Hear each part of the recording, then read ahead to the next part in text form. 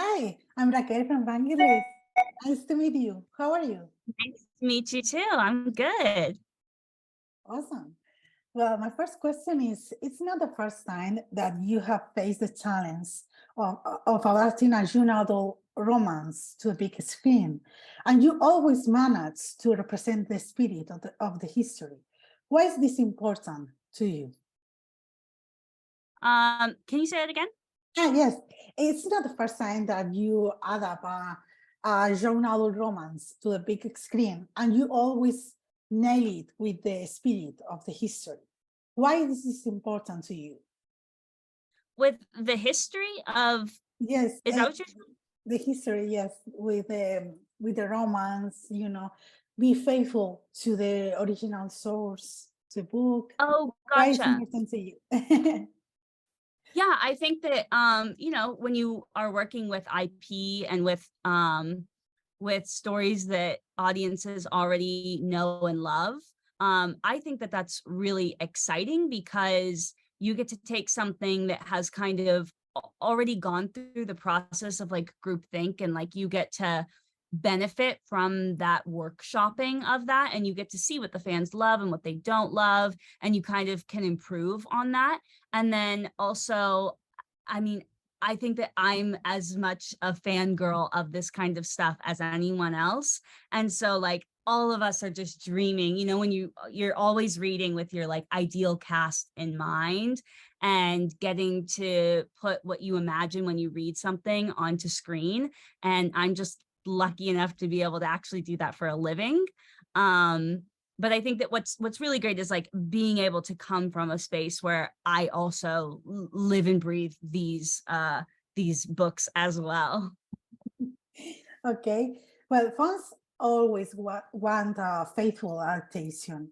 Was there Mhm. anything you wanted to make sure that stayed in the adaptation, or anything that you are clueless of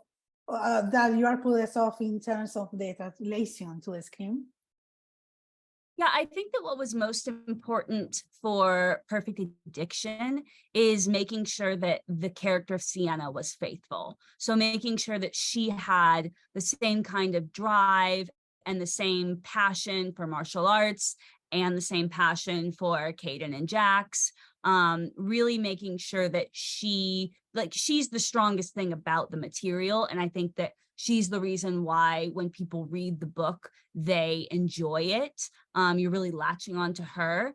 And then, of course, the guys as well, keeping them, Caden kind of sexy and mysterious, and Jax kind of this like alpha male character. I think here, keeping fidelity with the characters was the most important thing, more so than plot, even.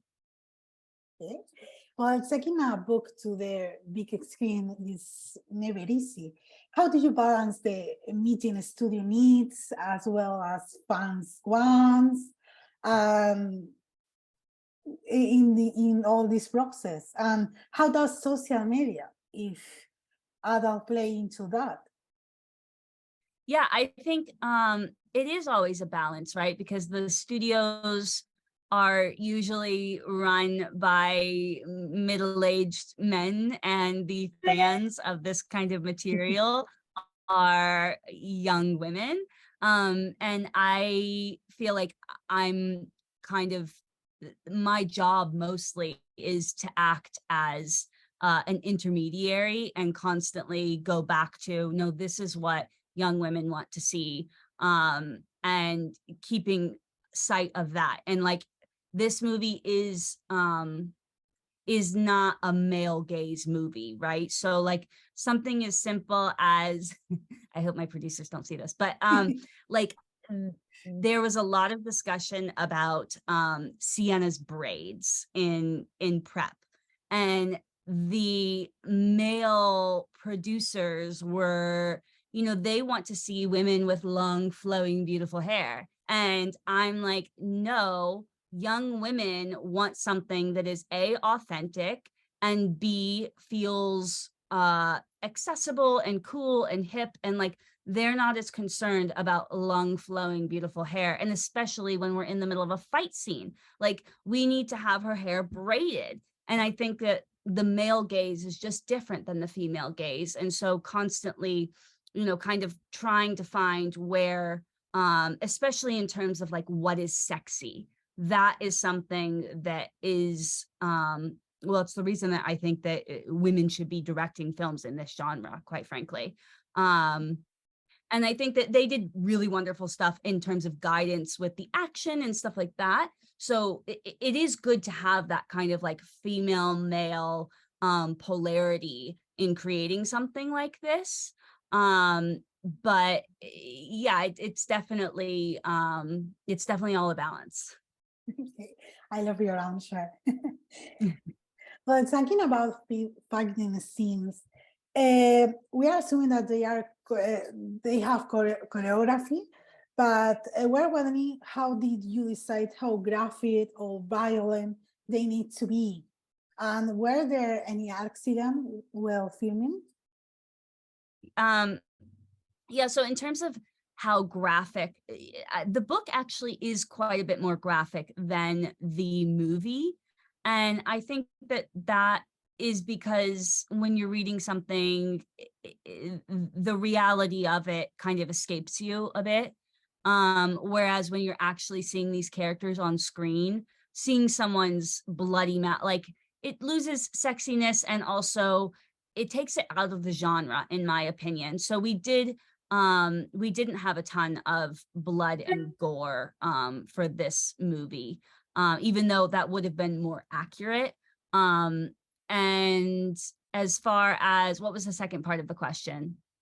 There were any accident while filming? Oh, right.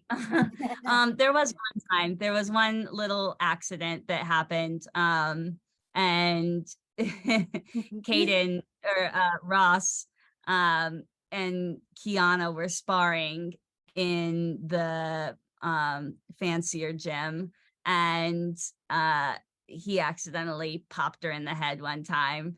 And it definitely cleaned her clock for a second, but she was such a champ. I mean, Kiana is just like, she's like a dream actress to work with, because you can literally hit her in the head and she's like, oh, I'm fine, it's okay, we're gonna keep going. And she just like turns it on. So it's a real testament to her, because I think if it had happened to anyone else, it would have been like, whoa, but she's tougher than any of the others.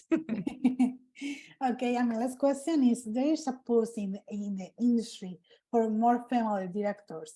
Do you feel Hollywood is heading in the right direction, or that or they are more work to do in this matter?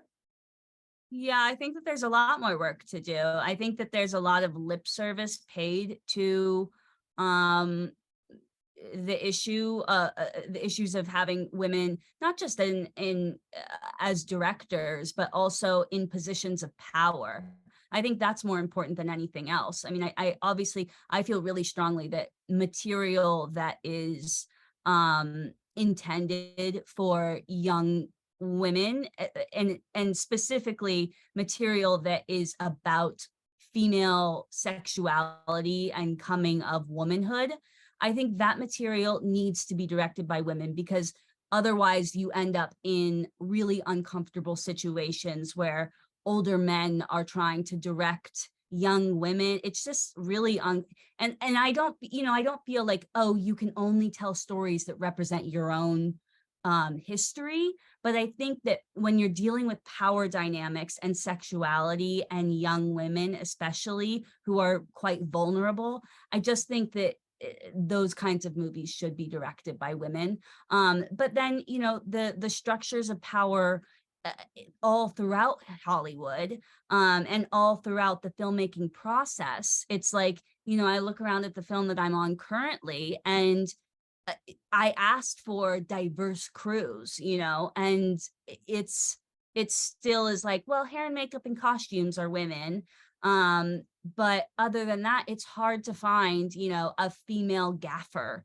And so, and not that it doesn't seem like a huge deal, but when you go onto a set and you're a female and you're looking around and the entire crew is men, that just sets a different mood than if you looked around and there's equality, there's parity.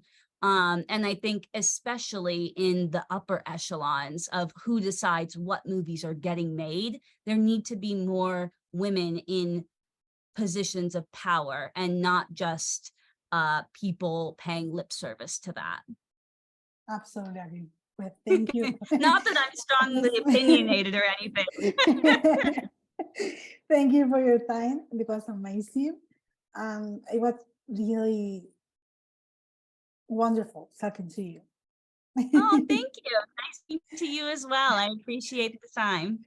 And I love the movie, I have to say. Oh, good. Thank you. Thank you. I'm glad you